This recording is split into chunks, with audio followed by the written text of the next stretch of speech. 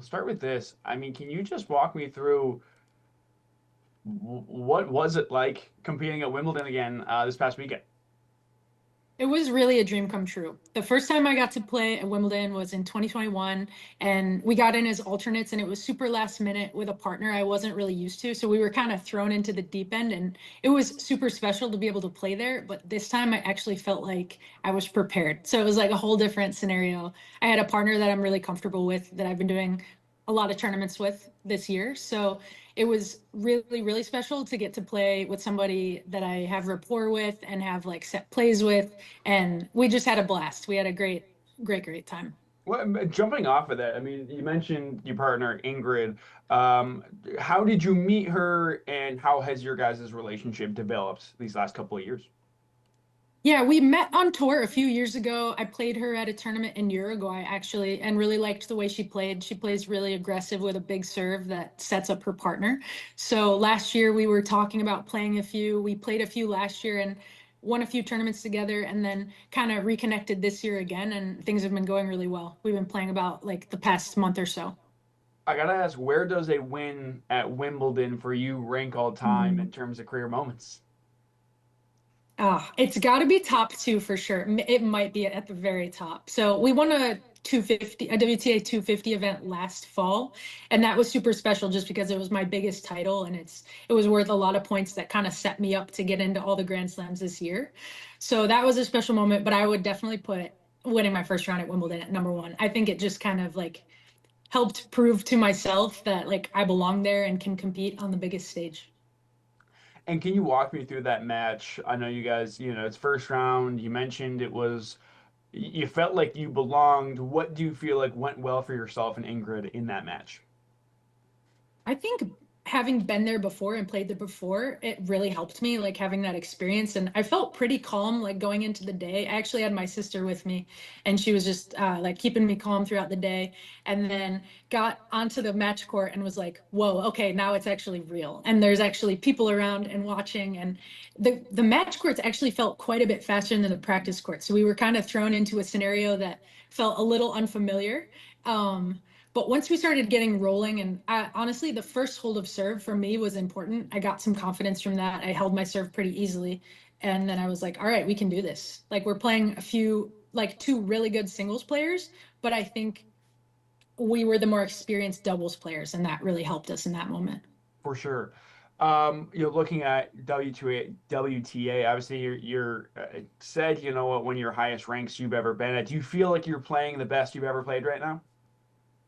I really do. It's been really fun last few months. I feel like I'm finally finding my way.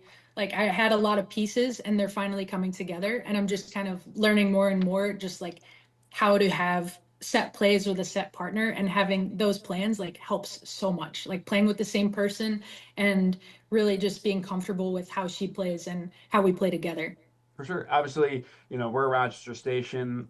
You're from the greater Rochester area. How often, if at all, do you get to come back to Monroe County? My home base is still Rochester. I get back whenever I can, especially in the summer. I love the summers there. My whole family still lives there. I love coming back and being home, and hopefully can get home at the end of July. It's been a few months since I've been home, but looking forward to it for sure. For sure. And going off of that, what was your development here like? Reading up on your family, seems like you guys were kind of a tennis family. So what was your development like within the Gleason family? That's funny. I wouldn't really call it a tennis family, like compared to all the other girls on tour who had like pro parents, Sure. and like so. I mean, my parents work 9 to 5 jobs. So like that, I mean, I'm kind of the only athlete in the family that understands like the pro lifestyle. I'm kind of the black sheep in that way. But I mean, I always I started playing tennis when I was 6 or 7, always had the dream of playing pro. I ended up playing college tennis, and then by my senior year at Notre Dame, I was just not ready to stop playing and kind of tried to hit the ground running and just have not stopped playing since then. But I grew up in Rochester, never went to a tennis academy like a lot of other girls on tour. I played every day at the tennis club of Rochester with a great group of kids and coached by Billy Nealon. And yeah, I had probably the best childhood experience growing up and playing tennis with all my best friends. And we all kind of like built something together. And a lot of other players came out of there that played D1. And I was just not ready to stop after that. Yeah. For sure. I mean, you mentioned playing in Rochester. How important was it for you at the time to continue representing Rochester and still play for, your high school and HFL? Yeah, I loved playing high school tennis, especially my senior year. I played for the boys team, which was really, really cool because they play the state tournament at the US Open. So I got to play on the US Open courts, which was like a dream of mine as a kid. So I really loved playing for my high school team. I just really liked being on a team, honestly, and that kind of continued through college because tennis is such an individual sport that being on a team is something really special. You mentioned obviously the playing at Notre Dame. This I'm pretty sure I read up correctly. Your family is a big Notre Dame family. Was it ever a question you'd be playing for the Irish? It was really a dream to come true to get to play for Notre Dame. I always wanted to go there. I kind of was not the best in the juniors. I was a decent junior, but they were a top four program at the time. So when I got the offer there, I was over the moon, and there was no other question. Yeah. Yeah, and then you mentioned obviously wanting to you weren't ready to stop playing, right? When you left college. At what point was it in college, beforehand, or maybe one of the tournaments you played shortly after college where you realized you could take this pro? So I would say between my junior and senior year, I was kind of at a point where I either had to start studying and take the MCAT because I was pre-med at school, or I was going to throw everything I had into tennis. And for me at the time, it was a pretty easy decision. I was like, I want to do this while I can, and med school and other things can wait until after. This is where I want to really focus on my dream. Yeah, absolutely. And do you look back at that moment and say like, pretty happy, thank goodness I did make the decision. It's been an up and down road, I guess. Like tennis is never straightforward. It's always some ups and downs. So through the ups and downs, I'm just like really grateful for all the opportunities I've had and wouldn't trade it for anything. Really happy where that I made that decision to go pro. And I have to imagine, I mean, we've talked obviously a lot about your family, and you mentioned your sister was at Wimbledon with you. Yeah. How helpful is it to have that support group, whether it's coming back to Rochester or them traveling with you? You mentioned as it is up and down, how helpful is it to have that support group? Yeah, tennis being an individual sport, you really need to lean on people off court. So I have the best family, the best support system. I'm super lucky. My dad and my sister both came to Wimbledon, and for French Open a month ago, my both my parents came, which was really special. So yeah, I mean, winning is one thing, but winning in front of like the people that have always supported you and loved you through the highs and the lows is another level. For sure. I have a couple of rapid fire questions. You can answer them Okay. as long or as short as you Okay. like. We'll start with this. What is your pre-match routine? Ooh, okay. So I usually journal and I like to take notes on my opponents and make a game plan. Then you go into the pre-match warm-up, which takes about an hour of like getting your body ready to actually play tennis. And then you have about 45 minutes of doing tennis drills to get ready for the match. Then usually eat a meal and then wait until you're called for your match. That's yeah. But right before the match, I'll play some pump-up music and start doing some like reaction drills with some tennis balls, like juggling and things like that. And then afterwards, what's your post-match meal? How do you decompress? That's a good question. I love eating pasta with pesto and chicken. That's or pizza. Those not the healthiest suggestions, but for me they work. Did you get anything special when you were in Wimbledon, or kind of kept it Mm, normal? That's a good question. Okay, so they like Wimbledon is known for strawberries and cream. So that's like a tradition there. So I crushed a lot of strawberries and cream. And also in the players' lounge this year, they had acai bowls. So I had like two every day, which was awesome. Yeah. Do you have any like pump up songs? Is there any one song that before a match or post match that you're getting ready? Is there any one song or artist that you're listening to?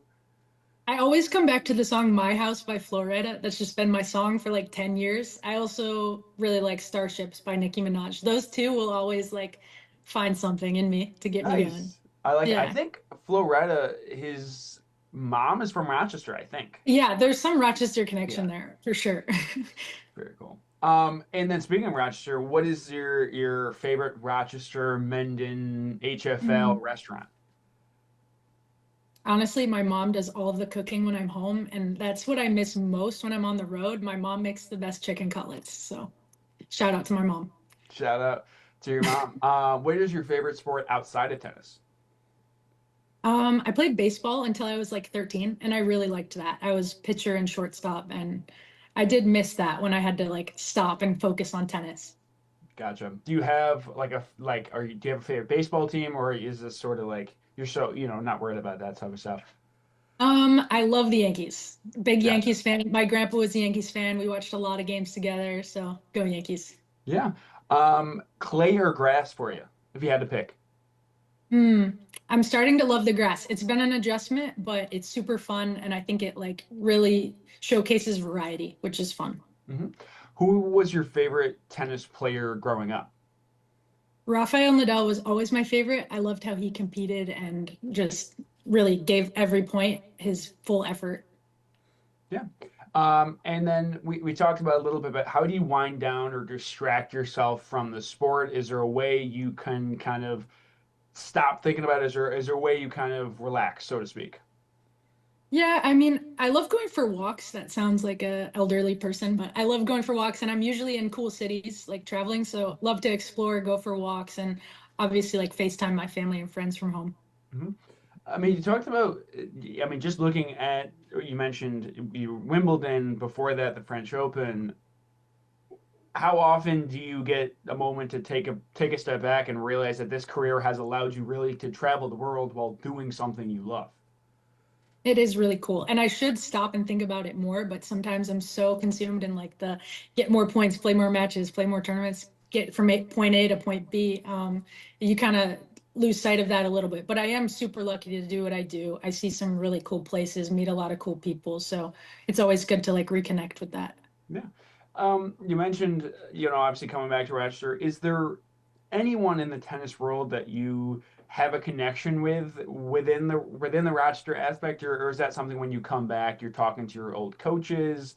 Is there any way you take pride when you're on tour, take pride in the fact that you're from Rochester?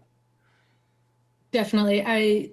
I still talk to my old coach, Billy Nealon. I still love the Rochester community of tennis players. I was really lucky to grow up with so many young players that were my age and we all pushed each other. I wouldn't be here without them. So yeah, just the community we built at the Tennis Club of Rochester.